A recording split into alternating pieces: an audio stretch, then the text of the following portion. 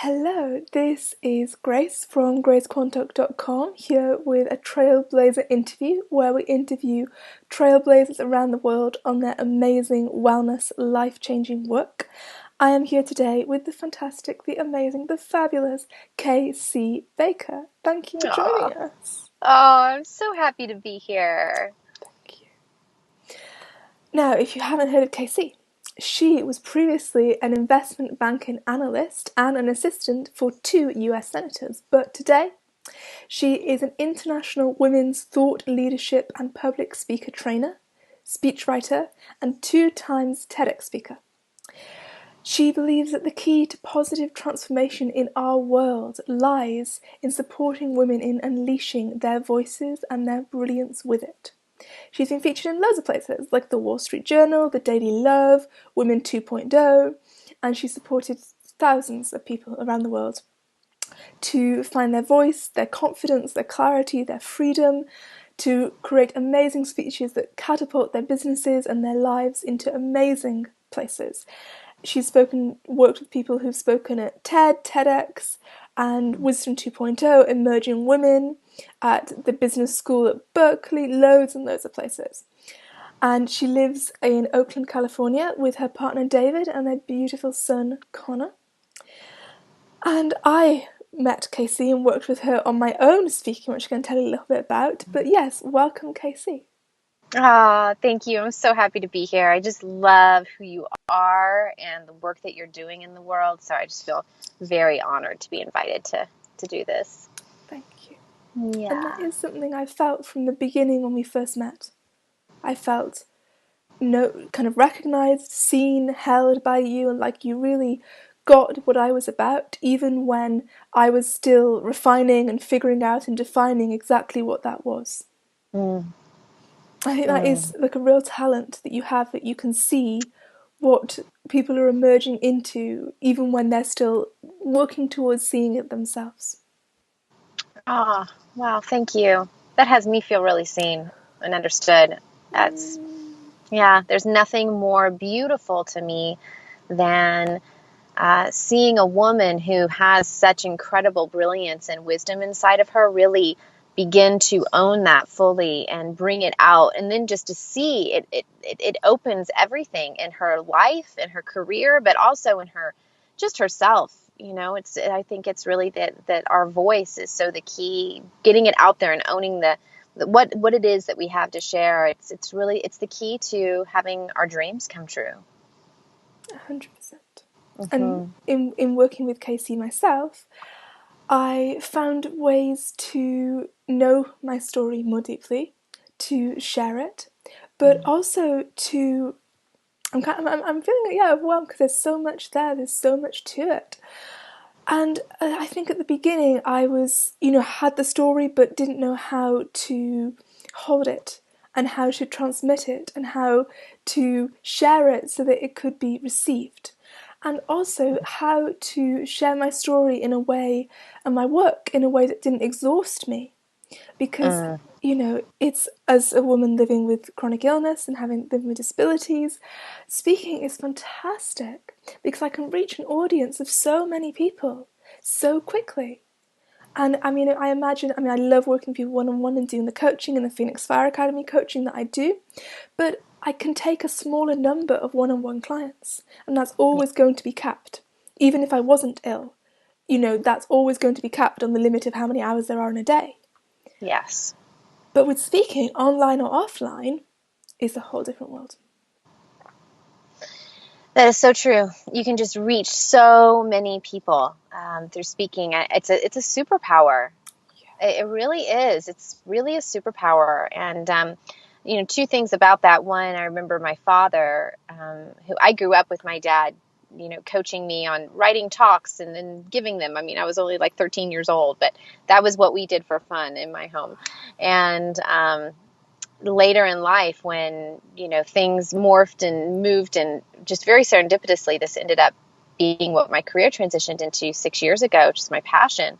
I remember him saying to me, when you're out there public speaking, the thing about public speaking and giving a talk is that you will never know the full depth of your impact. impact. You will never know. And that's a good thing. That's what you want. You want it to spread beyond what you know, because you get out there and you give a talk and you just tell the honest truth of your story and the insights that you have to share and what you're a stand for. And people will be moved. And there might be a couple people or a handful of people that come up to you, maybe more, who tell you how moved they are. But there will be so many more people who will be so deeply impacted by you and your message. They'll never come up and tell you, but it changes them and it changes their life. And then it changes the people in their lives. So the ripple effect of getting out there to share your message publicly is just massive. It's just massive. Oh, it gives me goosebumps hearing you talk about it, I and it's know. It's so true, magical. so true. And a lot of my work comes from that. I mean, in Wales, the country where I live, there's over 300,000 women living with chronic or life-limiting illnesses. Now, Wow. imagine if those women were empowered and given the tools and the support and the opportunity to find and share their magic and their wisdom and their stories. I mean, imagine how the country would change. Imagine how the world. That's a Oh, lot of power that's waiting there. that's right. That's right. Yes. When women have like deep ownership of their voice and a feeling of yes to the power that lives inside of them. Oh my gosh, there's nothing that it absolutely, truly, completely change the world. It's beautiful, and it's so what our world needs.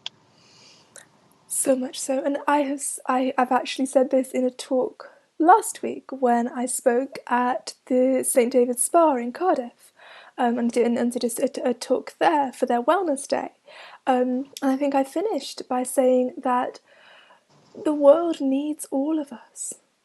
That we can't wait any longer for you and your power, because it's kind of tough right now. I don't know if you've noticed, but it's kind of hard here some days.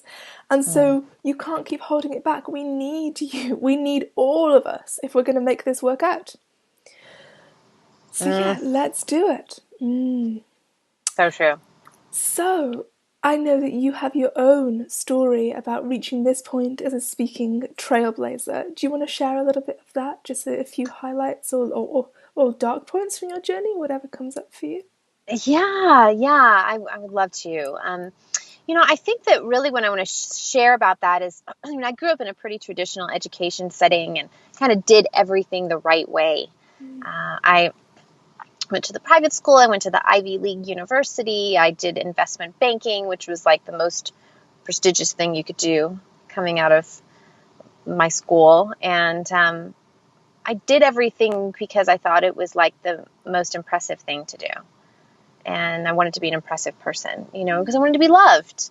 So I was following this whole path. And after I got into investment banking, I was just like, oh my gosh, what have I done with my life? I mean, really, like 100-hour work weeks, one of two women in this office of all men. And it was just, the culture was just so, like, my system just revolted from it. I was getting like sick to my stomach in the mornings before going to work. And it was rough. It was rough. And so I made a very bold choice, which at the time seemed completely crazy. And my parents, my father, he just thought I had lost my mind. I mean, he was so upset with me.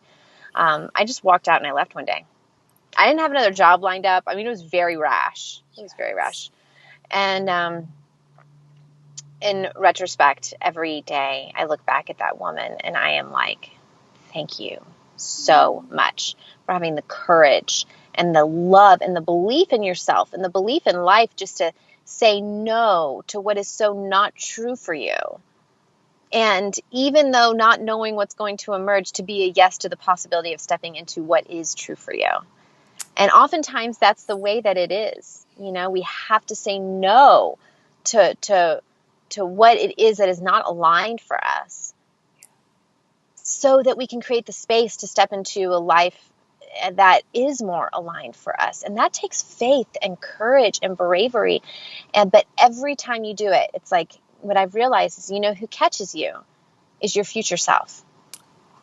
Oh, I love that. Yes. Your future self will always catch you.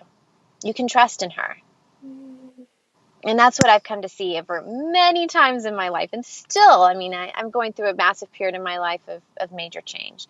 And it takes, it's scary. It's scary. It's always scary to say no and leave what isn't true for us.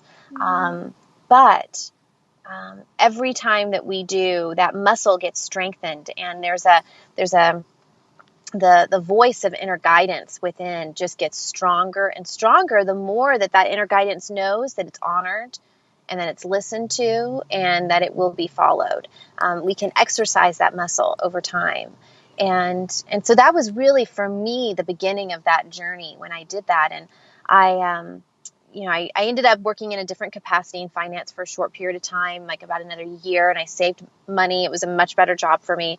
But during that time, I was in major investigation and inquiry. I got really into yoga, meditation, and those things really changed my life and my experience of being alive. And so I actually ended up selling everything, and I went traveling, and I traveled the world for 4 years.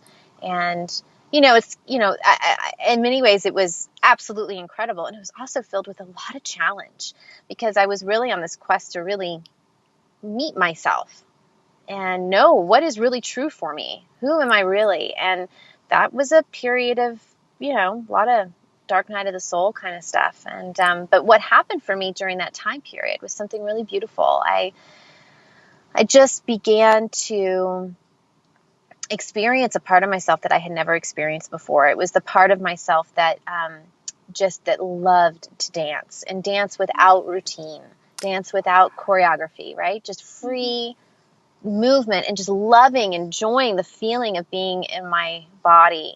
And I also began to experience for the first time really this inner voice within that is so creative and wise and compassionate. And so I had a lot of poetry that began to come out. It was so sacred for me. Such a fertile time. It was so fertile. It was such a fertile time. It was such a fertile time. And yeah, I just want to add in, sorry, yeah. that if people are listening and maybe are in a position where they can't dance, like physically, I just want to add in, I also love to dance. And, when I was bedbound, or now, when I can't like walk and move around, what I used to do when I couldn't move at all was my husband would put my hand on top of his because he couldn't hold my hand because I was in too much pain to have the weight of a hand upon me. So if my hand rested on his, it wasn't as painful. And then we would put music on and close our eyes, and together we would imagine dancing. Oh my gosh, that is so beautiful. And you can still do that, and you can still, do that and move, or you can lie on the floor and you can. So I was doing this actually last week. I'm studying counselling and psychotherapy, and I was at college, and I really wanted to kind of dance and emotion out in the break. And like I didn't particularly, it's hard, and so I lay on the floor and moved my arms and legs in a dance as much as I could, but I didn't have to take my own body weight. The floor took my body weight. So I was able to dance, while living with limitations. So I'm just kind of adding that in for people, that there's different ways we can dance. We don't have to have the body that we think needs to dance. That's so beautiful. That is so beautiful about you and your husband. I'm so touched by that. I can remember it was one of our wedding anniversaries, and I remember the music. Oh, it's so special. There's so many ways in which the flow, and really what it's about the flow of this more feminine energy in our body, right? That has so much creativity in it and juice. And in that regard, there are so many practices that over the years that I've learned that I do just in stillness that flow that energy inside of our body. And there's recommend for sure feminine qigong practices that are internal qigong practices, can be so profound and create such experiences of beauty inside of our body. And that's just very much the same state that we're cultivating, whether it's physical movement or internal energy movement. It's just a different roads to the same thing. But when you have that, Exactly. and when you have that experience of it, then it doesn't really matter as much how you got there. You're working with it. But And I know that so much of this is going to relate to those people who are watching or listening who have illness or disability, or maybe who are a survivor of trauma or grief or a life crisis, and also many people listening or watching, maybe entrepreneurs. And so I know that the voice relates so much to them, and I know you know so many kind of, ways to claim our voice. Is there anything that Mm. comes to mind that might be really applicable to people in that situation who want to begin to claim their voice? To claim your voice. I think that one of the most important things that I can say or share about that is that for so many of us, we have these insights that happen in our life. And sometimes insights or realizations that we have are coupled with a deep desire to get out there and spread it or share it, to have it be known in some way. And what creates suffering for us is the belief that, like, for some reason we cannot. We don't know enough. We don't. For me, for a long time, I had terrible disfiguring acne. That was just a very intense life experience that I went through for years. And I had a big belief during that whole time that, I had to wait until my skin was healed in order to get out there and speak, or to live the life that I wanted to live. And so I lived trapped for several years in that pain and that insanity. And, it wasn't until I really began to realize and do some deep work of realizing, like, I'm whole now. I don't have to wait to share the beauty that is inside myself. I don't have to wait for my body or myself to be perfect So powerful. So to do that. And for me, what was interesting was the more that I just allowed this to come through, it's amazing how I just felt healthier and healthier over time. But I get a lot of women who come to me. There is something that we're not something, whether it's like, oh, I have this insider wisdom or, stories that I want to tell, but this person over there is saying things that are very similar and they're very successful. And who am I to think I can do that or should do that? Or, they already have it. And, what does it matter that I do it? And those kinds of conversations, they're so prevalent. And there's something I want to share about that I know has been freeing for me and so many women that I work with. And that is that if you experience wisdom inside of you, insight, and you have a desire, a longing, a calling to share it in some way, to bring whatever the work is that you feel called to bring to the world, it's actually imperative that you do it. And that's because when you have insights or discoveries in yourself that you want to share, those insights, those ideas, those are actually not personal. Like, they are actually, like, they are, chances are they're an idea whose time has come. And other people, like that chick over there who's got, 25,000 followers or whatever, like, even though she might have a similar idea that she's sharing, it's not personal to her either. It's that idea is looking for different receptors and channels so that idea can become a part of a shift in collective consciousness. So you're part of the mysterious intelligence that is what is bringing that idea into collective consciousness and humanity. And when you have the thoughts like, who am I to do it? I'm not good enough. I don't have enough. I don't look good enough, or any of those things, that you're actually creating a stopgap on the incredible flow of that idea into humanity's collective consciousness. So there are people out there who can only be opened by that idea by you. They can't be opened by that chick over there, because it's like a lock and a key, right? So that idea has different, like, you're the channel, but then it has different receptors, right? And so those people, they need that unique combination of that idea plus you and your essence in order for it to unlock for them. And it won't work for that chick over there. And there are people who will be opened by that chick over there and not by you. And that's part of just the design. So that's why it's so important to share the wisdom and the ideas that come through you if you have a calling, and to so fully be yourself in doing it. Oh, I love it. Thank you. And to help you with that, Casey has some wonderful videos going on at the moment, which are for people who are longing, for women who are longing to speak their truth and change the world. She's got a free training program that I'm going to link to below this, and she's releasing her Speak Up for Your Business to help you write the speech that's in your heart, the wisdom there. And her website is kcbaker.com. That's letter K, letter C, baker.com. Thank you so much, Casey, for all of your time and energy and all of the wisdom you shared today. I ask everybody to go and follow Casey, to go and subscribe to her newsletter, support her work, and share your voice. Yes, share your voice. Share your voice. The world really needs the wisdom that is inside of you, and that's for real. Thank you. Thank you for watching or listening or reading the transcript. And please do come back for more Trailblazer interviews. And I look forward to seeing and hearing your wisdom in the world. Thank you. Bye. Bye, everybody.